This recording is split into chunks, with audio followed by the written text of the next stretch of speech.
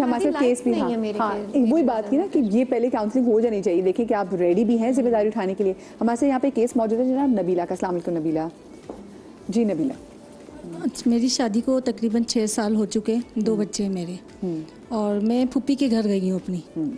तो फुप्पी मेरी बड़ी, अब्बू मेरे छोटे थे ना, तो वालदा थी नहीं मेरी। तो फुप्पी ने बहुत अब्बू से ज़िद करी कि मुझे ना अपनी बेटी दे दो मेरे बेटे के लिए, मुझे भी बहुत पसंद है और मेरे बेटे को भी बहुत पसंद है। तो अब्बू ने कहा ख़ानदान में मैं नहीं दूंगा, तो बाहर ही देंगे। बच्चों ने कहा था बाहर ही शादी करेंगे, लेकिन फिर भी फुप्पी ने बहुत ज़ोर ज़बरदस्ती करी।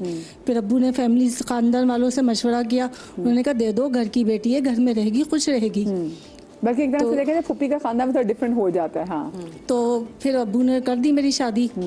तकरीबन 6 महीने मेरे बहुत सुकून से गुजरे। 6 महीने के बाद मेरी फुप्पी, क्या बोलूँ मैं, सास ही बोलूँगी, क्योंकि आज तक मैं तकलीफ़ में ही हूँ।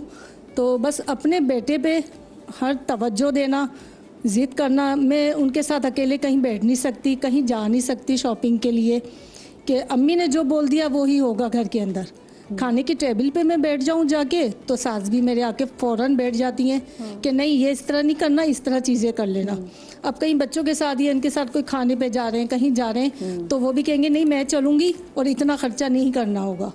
जैसे वो नहीं होता, जैसे कि मैंने इसको बचपने से पाला है तो मुझे पता ही है कैसे चलेगा। तो फिर मैंने एक दफ़ा तो मैंने उनसे ये बोला, आपने पाला है कैसे चलेगा, तो आप शादी नहीं करती ना फिर उनकी। ज़ाहिर बात है वो बच्चों को भी देखेंगे, मुझे भी थोड़ा सा टाइम देंगे। आप अपनी अम्मी चला रही होती हैं, कर रही होती, लेकिन मेरी सास आज तक जो है ना मेरे साथ, मैं इतनी सुसर हयात है, लेकिन सास की ज़्यादा वहाँ चल रही होती है।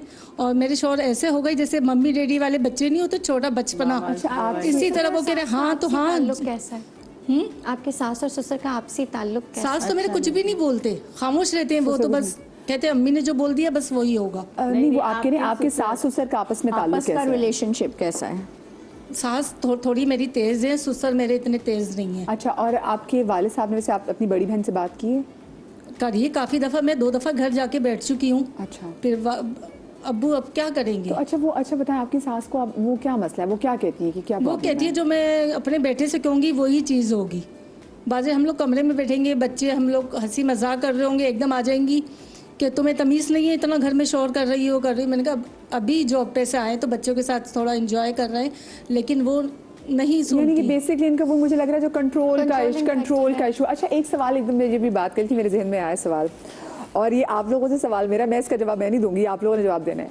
अक्सर ऐसा होता है कि जब मियाँ गाड़ी चला रहे होते हैं और कहीं जा रहा होता है तो आगे सास पैसेंजर हंस पड़ी है, तो आगे पैसेंजर सीट पे सास बैठती है और जो बीवी है वो पीछे बैठती है। बहुत सारी सास और बहू में लड़ाई यहाँ पे तब शुरू होती है कि भाई जब मेरा मियाँ गाड़ी चला रहा है तो आगे मैं क्यों नहीं बैठ रही, और फिर जो सास को होता है कि मैं आगे बैठूंगी तो बेहतराम ये मेरा बेटा है, मेरे पुत्र की गड्डी है, ठीक है।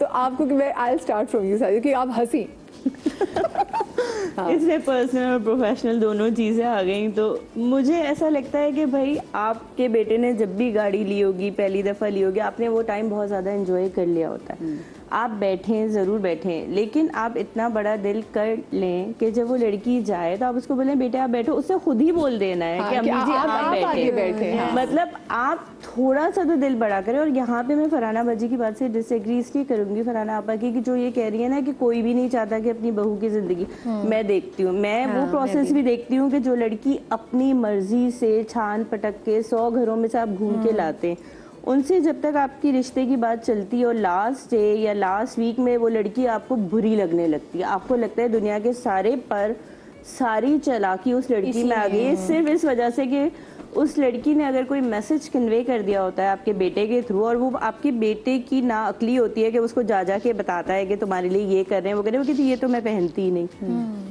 तो मैसेंजर तो आपके घर में है ना, जो व्हाट्सएप पे और हर वक्त स्नैप्स और वो भेज रहे हैं। सारी खवातीन ना अगर लड़कियां बहुत क्लियर होकर अपनी डिमांड सामने रखें ना, देखें मैं ये नहीं चाहती, मैं ये नहीं चाहती, मैं नहीं चाहती, तो वहाँ पे कहती देखो दिल में उनकी बात आ जाती है कि इसकी ज़बान कितनी है। हाँ, और बेटी कितनी बोल्ड है कि बार बार बताया जाता है कि हम तो शॉपिंग पे लेके गए थे।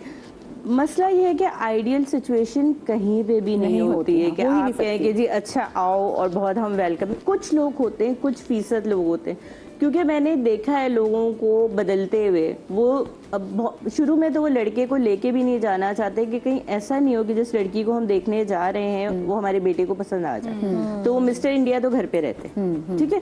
और वो जो माँ सारी बात कर लेती है, मतलब चाची सास, ताई सास, फुप्पी सास सब चले जाते हैं। और एंड में जब लड़के लड़की की बात होती है तो दोनों पे इतना प्रेशर होता है कि हम 5 से 6 बार मिल चुके हैं, अब आपने शादी ही करनी है, उसका रिजल्ट फिर वो वैसा नहीं वो आता। वैसा अच्छा, नहीं वही निकलता। सवाल। I'll come back to my question.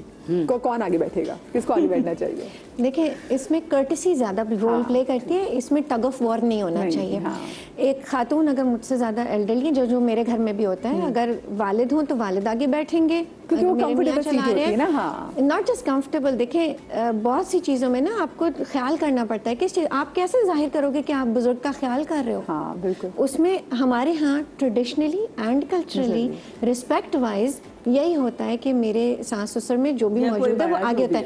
अगर सास मौजूद है, मैं और सास पीछे बैठते हैं, अगर मेरे ससुर मौजूद हैं कि वो हम बड़े भी हैं ज़्यादा ज़ईफ भी हैं, उनको हम बकायदा हाथ पकड़ के बैठा रहे होते हैं एट टाइम्स। तो ये आपकी तरबियत, आपका शऊर, आपकी इमोशनल मेच्योरिटी है, इसमें कोई झगड़े वाली बात नहीं है। हाँ, आपको क्या लगता है फरहान आपा? बहुत अच्छी बात की आपने कि असल में इंसान जो कुछ शो कर रहा होता है ना, वो उसकी अपनी वैल्यूज़ होती हैं, उसकी तहजीब होती है और उसकी घर की तरबियत होती है कि उसने क्या सीखा और वो क्या उसको शो कर रहा है। मैं जो हूँ, चूँकि मैं ज़ाहिर है अब एक बहू मेरे पास भी है, तो हमने तो जब उसकी बात तय की और हमारा बेटा पहली दफ़ा हम सबको साथ लेके हम मिलके जब जा रहे थे पहली दफ़ा, तो हमने अपनी बहू को खुद कहा कि आप आगे बैठो क्योंकि तुमको अब इसके साथ बैठना है। और ये स्पेस मैंने और मेरे हस्बैंड ने खुद उनको दी, ये हमारी मोहब्बत थी। और अब वो जो बहुएं हैं, जिस तरह आपने कहा कि जो रिस्पेक्ट के साथ करती हैं वो अपने जगह और अच्छी और मजबूत बना लेती हैं पेरेंट्स के दिल में, और वो फिर 4 काम और ज़्यादा आगे बढ़ के उनके लिए कर रहे होते हैं। लेकिन अफसोस के साथ कहना पड़ता है ज़्यादातर ऐसा नहीं होता। हर आने वाली जो है ना वो सिर्फ इस सोच के साथ आती है कि ये मेरा हक है, ये मेरा हक है। देखिए, मैंने जब पहले भी कहा था, मोहब्बत अनकंडीशनल होती है, मोहब्बत में कंडीशंस के साथ आगे नहीं बढ़ा जा सकता।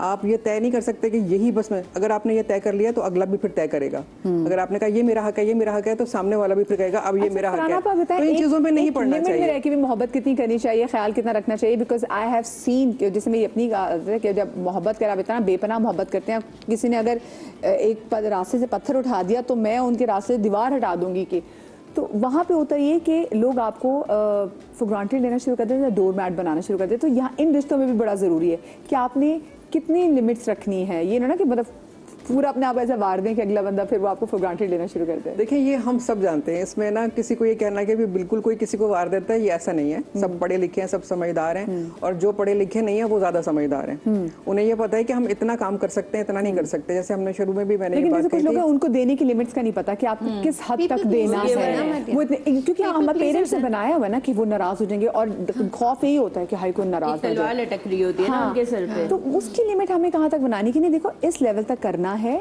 और दैट्स इट, ठीक है। हाँ, देखिए, ये जो लिमिट्स और चीज़ें हैं ना, ये आपके घर के मुताबिक भी होती हैं, सोसाइटी के हिसाब से भी होती हैं, और आपके दीन के हिसाब से भी होती हैं।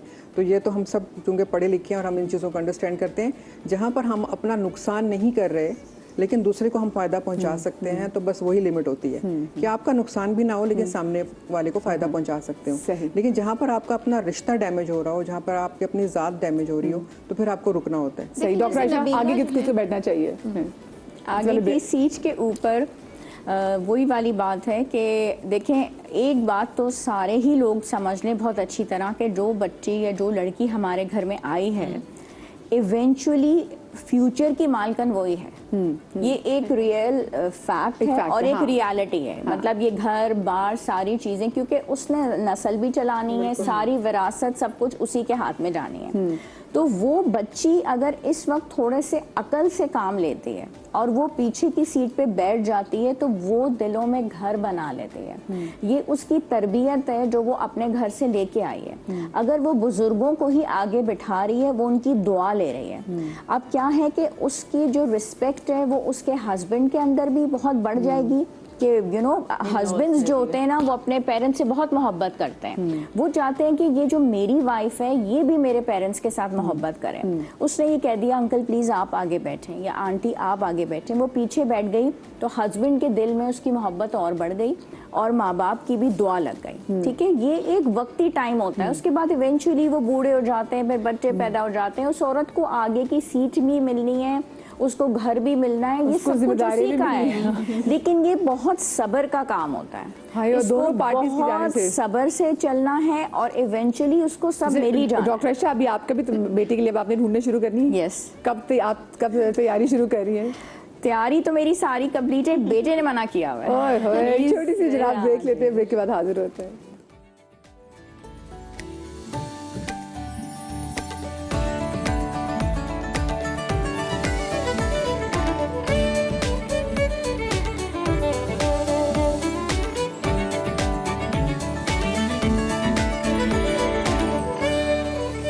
जी जनाब, welcome back after the break. और ब्रेक के बाद हमारे साथ एक और केस स्टडी मौजूद है। उससे पहले हमारे साथ नबीला मौजूद थी और नबीला की जो केस था, अगर मैं वन लाइन में आप सब लोगों से बात करना चाहूँ तो मुझे लगता है कि वो हर घर में वो जो कंट्रोलिंग वाला इशू है, और जब तक हम दूसरी साइड की भी स्टोरी सुन सकेंगे तो हमको ऐसे अच्छी कोई चीज़ बिल्कुल, दोनों किसी की एक को नहीं कह blame सकते, करना नहीं कह मुनासिब सकते, नहीं हाँ। होगा।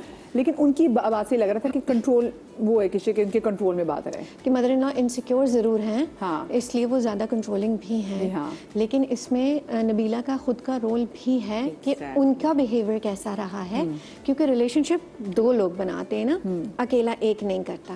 तो यस, एक सर्टेन कंट्रोल ज़रूर हमें महसूस हुआ, बट इसमें नबीला क्या कितना कंट्रीब्यूट कर वो रही दोनों चीज़ें, हैं हाँ। वो भी देखना होगा। शाज़ी जी, आप एक लाइन एक में। बात ये है कि जुल्म करने वाला तो गुनाहगार है ही, बर्दाश्त करने वाला भी उतना ही गुनाहगार है। ठीक है, उन्होंने एक वर्ड कहा कि अब मैं उनको सास ही कहूँगी, तो अगर वो सास बन गई है तो थोड़ी सी बहू आप भी बन जाए।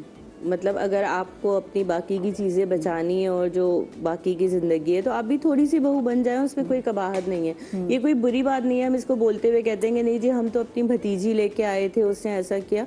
तो आप भी फुप्पी से सास बहुत जल्दी बन गई ना, तो भी थोड़ी सी जगह उनको भी दे दें कि वो भी बहू बन जाएं, तो फिर कोई हर्ज नहीं सारी है। चीजें करें जरूर, आप कॉम्प्रोमाइज भी जरूर करें, आप अपना रिश्ता बचाने के लिए सारी सब चीजें कुछ करें, लेकिन देखें कुछ स्टडी जरूर करें। इफ द सामने वाला इज अ नार्सिसिस्ट, आपको एक टॉक्सिक रिलेशनशिप है, बांध के वो उसने आपको रखा हुआ है। आपकी मेंटल और फिजिकल हर तरह से हेल्थ को डैमेज करेगा। आप ग्रो नहीं कर सकते, आप जो बनना चाहते हैं, जो आपकी जिंदगी में ख्यालात हैं, you know you want to achieve something ना। एक औरत अपनी जिंदगी में सांस तो सुख से लेना चाहती है, तो उसके बारे में आप स्टडी जरूर करें, उसकी निशानियां जरूर समझें। And if you are 100% sure कि ये बंदा है नार्सिसिस्ट, उसकी ट्रीटमेंट वो करने को तैयार होता है, अगर सेशंस बड़ी लेता है, बात है, अगर वो हो जाए, बड़ी वरना बात वो है, लोग ideal मानते बात नहीं हो, है, वो लोग situation। कहते हैं हम नहीं है तुम हो।